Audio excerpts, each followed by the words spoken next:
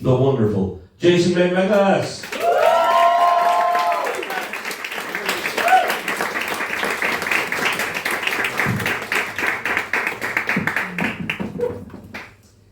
I have a bone to pick with you fucking people. You see, I'm a twin, and that should be fine and normal, but it's not. That's all your fucking fault. You see, you people are weird about twins. I first noticed the weirdness in early childhood, when my parents thought it would be a hilarious idea to dress my brother and I the exact same way for the first decade of life. Picture, if you will, two potato-headed toddlers with matching bowl cuts wearing the most luminous onesies you've ever seen. We look like some sort of 80s Fenian glam rock band. But you know, the years go by and you enter secondary school and you're ready to leave the past where it belongs. And then the unthinkable happens. Jedward. Now, if you don't remember, Jedward were a pair of singing twins who debuted on The X Factor in 2009. They couldn't sing, they couldn't dance, they had no discernible talent to speak of. But what they did have was a can-do attitude and a disturbing amount of sexual tension. And these fuckers ruined my life.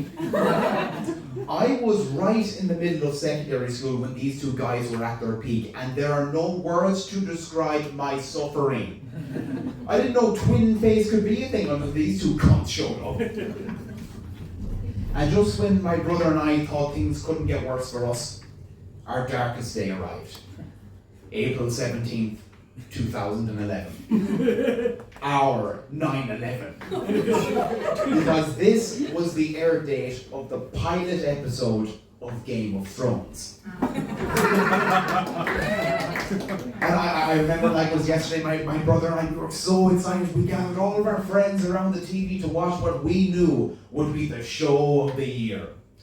And we watched what was an excellently crafted hour of television.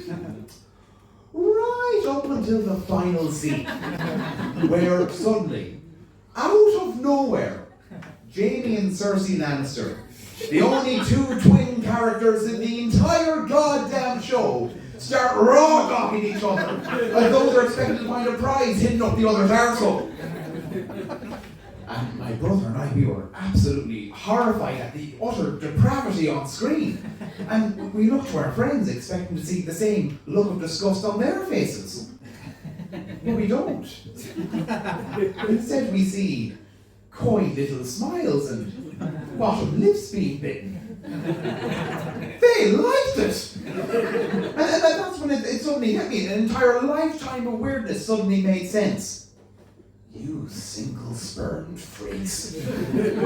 You just want to see us fuck, don't you? That's it. That's all you've ever wanted.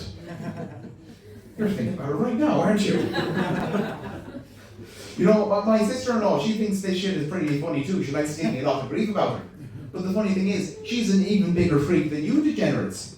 Because she loves herself a romantasy novel. Now, for those who don't know, a romantasy novel is like a fantasy novel where the concept of consent is more of a light suggestion. Right? So they're all pretty much the same and they go a little something like this. You start off with a plain brown-haired woman and you make her tiny.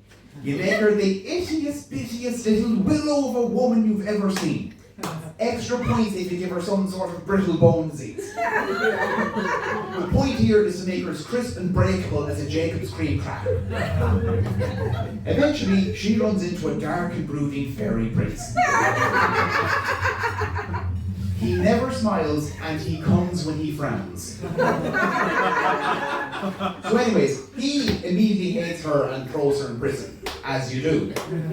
He then spends the next 3 or so chapters pretending that he doesn't want to hollow out her insides like a Cadbury screen.